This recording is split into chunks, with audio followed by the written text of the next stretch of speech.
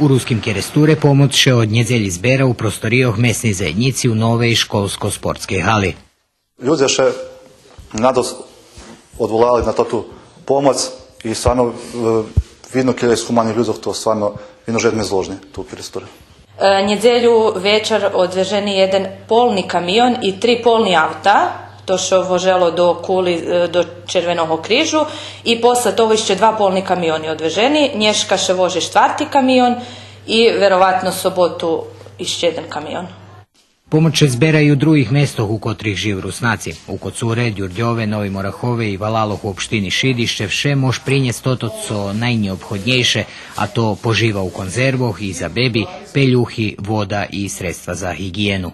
Jak donaciju zagroženim u Viljivoh mož poslati SMS poručenje na číslo 1003 u šitskih mobilnih operateroh u Srbiji. Cena poruki 100 dinari, a na totu sumu še nje naplacuje porcija. Penješ še bude hasnovac za zagroženih u Viljivoh, jak i za nadopoljňovanje škodi kotri bi volali Viljivi.